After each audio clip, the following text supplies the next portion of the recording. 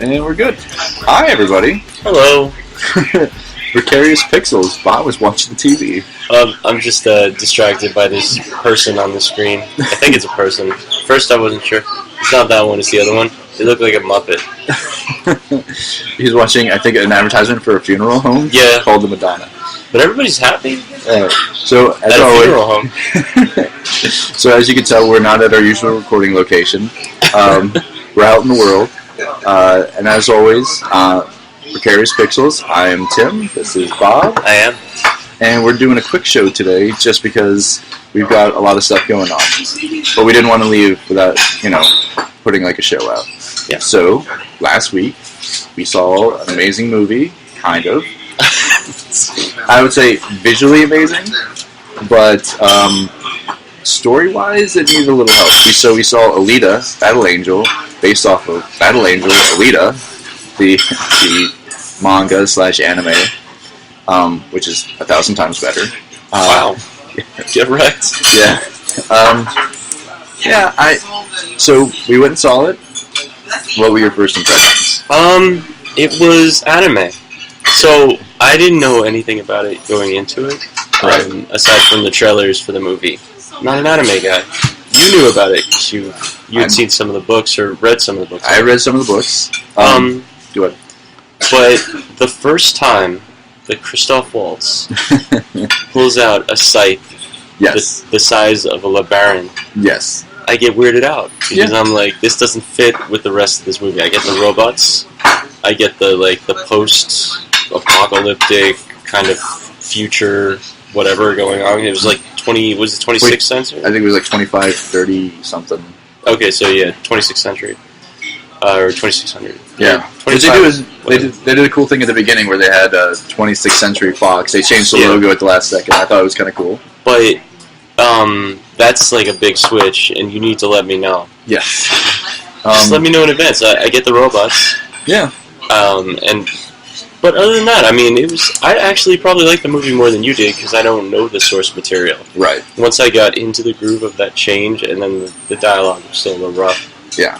Because Robert Rodriguez, I would venture to say that his first language is English now. He did write this. He did. He did. Well, write it with... Actually, I think the writing credit was James Cameron, and I forget who the other person was. Well, I know James Cameron's first language is English. Yes. So write it differently. Yeah. This is basically them trying to fit a lot of crap into a very short time frame. Honestly, I thought that maybe they would... Alright, so it's basically the first book. And I think like the second or third book too. But it's a lot of stuff to cram in, and a lot of character development to cram in. And I think they didn't really do it. They weren't thinking... They wanted to get...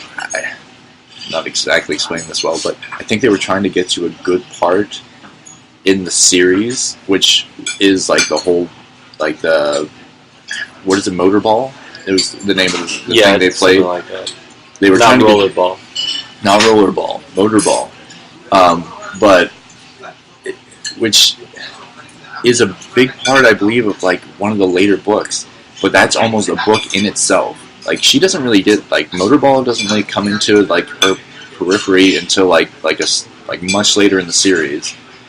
And she doesn't start playing until, like, much later in the series. So it's kind of like the guy who created this had a better idea, which is, why don't I just develop the character in the first part of the series, and then we'll get to, like, the bigger stuff that's going on with the world.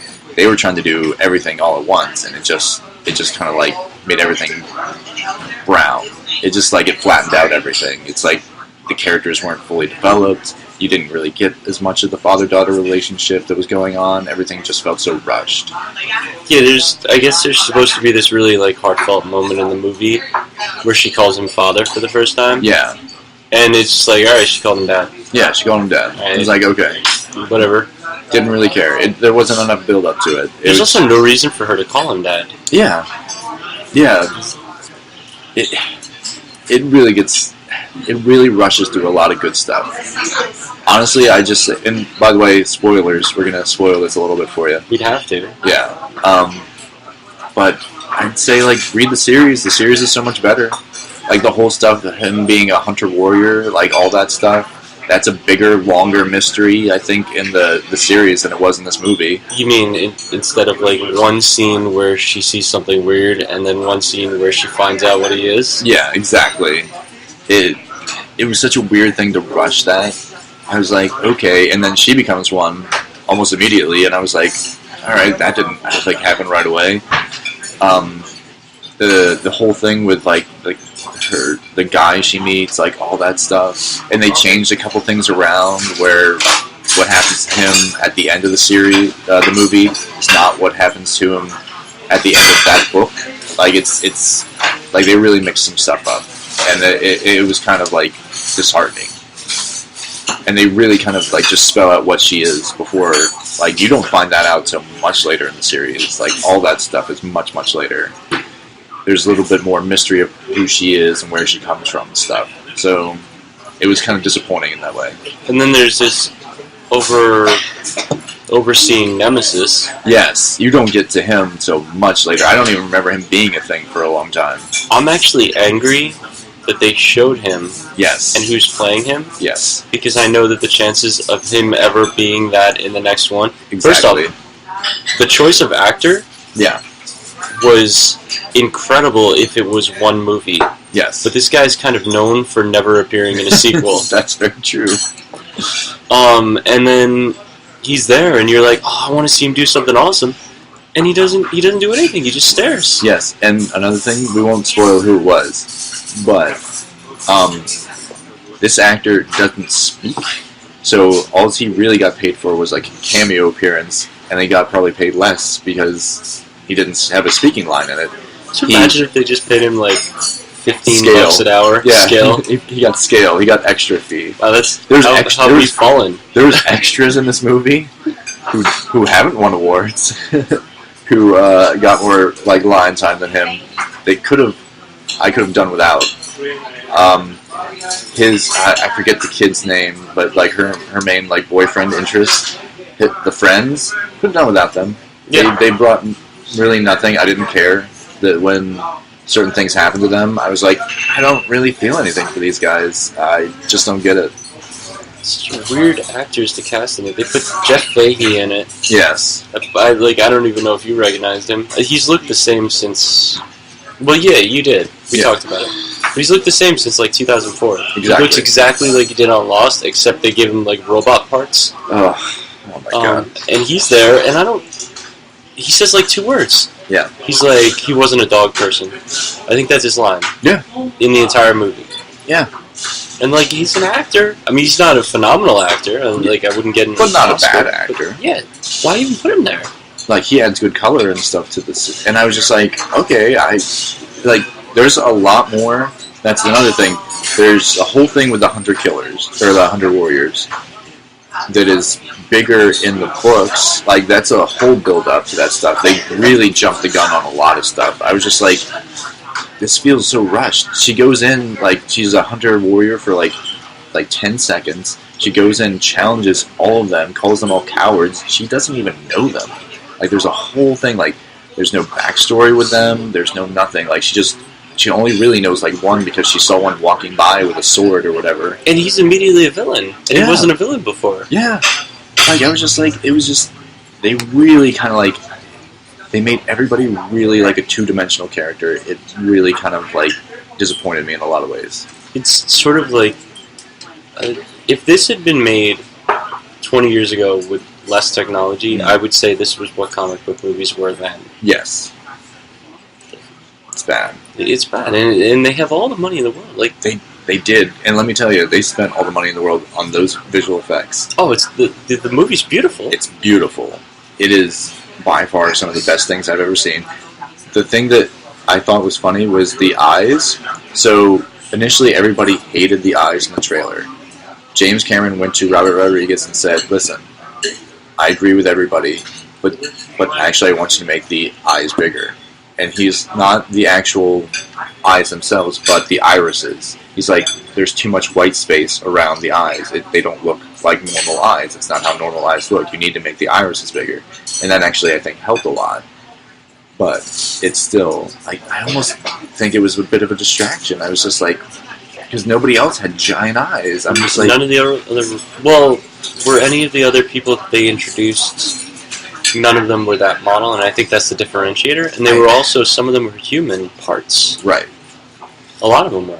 Yeah, but the only reason that she had big eyes is because the anime has big eyes. But in the anime, the manga, everybody does, because it's anime and manga, and that's just their thing. They like large, expressive eyes. It makes perfect sense.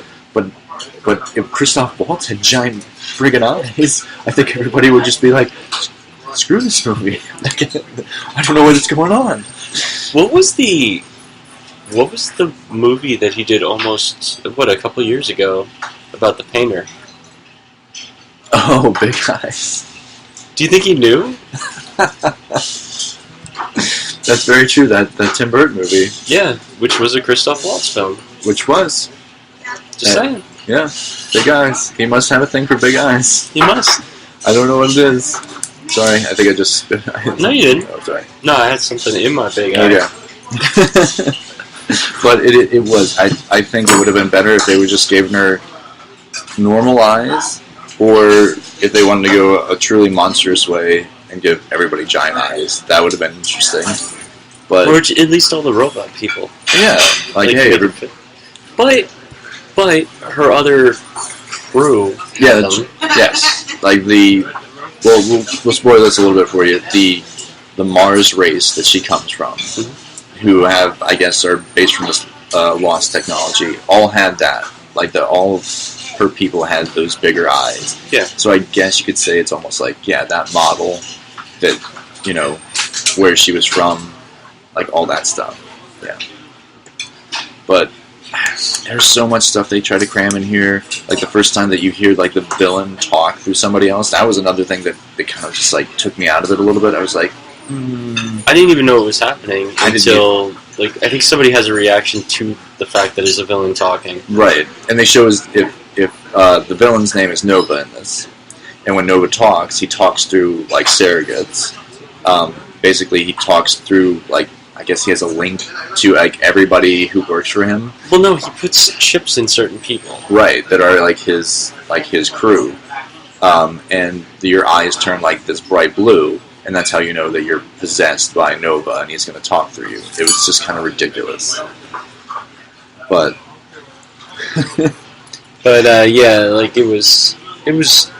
Also, don't set up a sequel for a movie that you're never going to make a sequel to. It's never going to make. And honestly, the stuff that yes, I watched that too. Oh, okay, very good. But I think that this actually it needed to not be three. I'm pretty sure it was 4 books in one movie. It should have been maybe the first 2 books.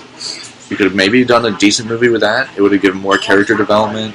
All that hunter, warrior stuff wouldn't have been so rushed. There would have been more introduction to all these other characters that actually are interesting in the series. There was, because I know in the motor ball game, there's a whole thing between her and another player, which they introduce in this one. The kid, I think he's like a big fan of this one guy. He's like, oh, this guy could definitely go on to be like the one who gets chosen to go to the city in the sky and all that stuff. Honestly, I want to see that. Yeah, there's a whole like all that stuff. I'm just like, it just makes no sense to me. It was just really rushed. It was such a bad way to do this, and I don't think there's going to be a sequel. I don't think this made the money. Did it like have? Is the overseas? I don't think it's even overseas. Maybe in China. Maybe in China, but honestly, I just don't. Sorry. No, it's me. But I just don't see it happening. So, on to something maybe a little bit better. You've been playing Far Cry New Dawn. I have. It is better than Alita Battle Angel. Yes. They made a lot of changes. Actually, this is I think first in a long time. I guess you could count like Instincts as being a direct sequel, but before this, they've never done a sequel to a mainline story, like a numbered Far Cry. Right. So this is a sequel to Far Cry 5. Yes. And the fact that it exists and where it exists is a spoiler. Right. Because at the very, very end of 5, this is going to ruin everything for you. So if you haven't played 5 yet and you want to, I'm sorry. Right. But this is a spoiler. And now I've given you time to shut off your podcast. Joseph Seed nukes. Yes. He sets off these nukes, and it causes, apparently in 17 years, everybody to come back and have been out for a while. Yes. And it's weird. It's not the nuclear fallout wasteland that you expect. Right. It's almost like I'd say like Walking Dead, like ish. I would say more. I don't think there's an area in this game where things aren't unnaturally covered in fauna. It's almost like if Poison Ivy was in one of the nukes. True, but I've actually watched a couple things on what would happen if like after like 5 years, you don't realize it, but we kind of like if we let's say humans just stopped existing, and the plants were just like left to do whatever they want to, most everything would be covered in like green ivy. It happens super fast. Okay. So 17 years of like less than regular human development, and maybe people not mowing their lawns anymore or anything like that. Plants do grow that much. I can definitely see that happening. Plants do. Yes. But how about ox? Oh. Covered, like imagine the back of like an ox or a buffalo, and the back is all like green moss. Like mutated. Mutated. And that's what I'm that's saying. weird. Like it's unnatural plant life, okay. Indicated in the different animals. Oh, okay, that's weird. And then there's other things too that are just strange. Like there's deer, but pure like ivory white with almost like light up antlers. Oh, I think you know what? I think somebody saw what was that Natalie Portman movie? Annihilation. Annihilation. I think that's what they're going for a little bit, because this isn't a game that they spent 10 years on. It is the map from 5. Okay. Changed. Obviously, years later. Apocalyptic. Right. But it's a lot of fun. They also changed game design. Like you would think, oh, they just put it 17 years later and like changed the weapons and right. But it's now outposts and enemies are level based. Okay. Which is strange, because it used to be you just had a bow and arrow. Like I could play through Far Cry 5 the entire game and never change off a bow. That's how much I put into that game. Like that was like a 30-hour game. Oh wow. Or maybe more if you do everything. And honestly, that's the great thing about Far Cry is it does have a long playability to it. They really make their open worlds very well. So and their characters are interesting. Yeah. And this is the first time you've been able to go back afterwards and see what people think of like different areas you were in. So there was this guy who in 5, because everybody was like paranoid freaks because they've got this cult there. Okay. And there's this guy who thinks that aliens are coming. So he's doing this science invention. Like, I kid you not. Okay. He's doing this science invention, and he needs you to, like, help him find this stuff. It's like side quest. And you give him the last piece that he needs to, like, power up his generator, and it's, like, this giant Tesla coil that fries him, and then when he dies, left behind where he was is his body and a weapon. Oh, really? And that weapon, like, knocks people back. It's called, like, this... I don't even know if it has a name, but it's like a space gun. Oh, wow. It's, like, really dumb and funny. And that was just, like, a side quest in 5. But that is an area you can go to in New Dawn. Right. And people have reacted to that. And they're, like, freaking out because they accidentally tripped that Tesla coil, and you have to, like, sneak in, take him out, shut it off, and then find stuff his name. Okay. Well, what is the Tesla coil doing? It's killing people. It's, like, giant electric bolts all over. Which is funny because that's exactly what Tesla that's the thing that Tesla coils don't do. Yeah. Well, I don't know if that's what you call it, but yeah. Like it probably is. I mean, if it looks like that. It looks like electricity falling out of this orb. Yeah, alright. But yeah, like that's kind of funny that we put that stuff in there. To be honest, this is the first time I think in a while I would say I kind of wish a game was gorier as well. Oh, really? Because the first and main post-apocalyptic weapon thing that you get is a gun that shoots saw blades. Okay. And it, like, ricochets off of things. Nice. And this is dumb. Okay. And it's probably, like, a me thing. And I'm sure other people have said this, but it ricochets off of things and kills people. I mean, the first one you get, I think it hits 3 times. Does it cut off limbs, or? It doesn't. Oh, okay. And that, to me, is silly. That is. Because when I line up a headshot and the guy just falls down, and it's... I mean, it's a little thing, but that's almost like, that kind of reminds me of, like, Ratchet and Clank. I mean, he has, like, these, I mean, by far, probably one of the best weapon games you can ever have is Ratchet and Clank. But it's not gory. Like, people are just, like, you shoot them with black holes, and they just kind of, like, you know, dissolve, and whatever, it's cartoony. But you figure, like, in a Far Cry game, you shoot somebody with a saw blade, limbs are going to be flying everywhere. But no. No? There was no Kill Bill spray or nothing? Nothing. And I think the only other issue I think I have with the game is that it's an artificially an artificially extended length of a game because of the levels. So if your character's not strong enough to go to a level 3 base and take people out because your guns and your abilities don't let you kill things that are level 3 at level 1. Okay. You just can't go there. Like, you go there and you're just going to get murked over and over and over. So I've tried, trust me. Okay. Because I just want to go explore. Right. But you have to level up your camp, and they made that make sense because now your camp levels up with the people you put there, and then you collect ethanol, which is like the main currency. And then that levels them up too. But yeah, I mean, it is a blast. It's a great design. It's a great redesign of a game. It's a lot of fun. I haven't met any of the other villains. I only met the twins. Okay, the twins, and then they show those in the trailer. But I have a question: is there going to be DLC for this? No. No DLC. In my opinion, this was DLC. Okay. Okay. It's going to be like Primal or Blood Dragon, and so Blood Dragon set a precedent for Far Cry. With Far Cry 3, they had a DLC called Blood Dragon. Right. Which was like, it was part of the season pass, I believe.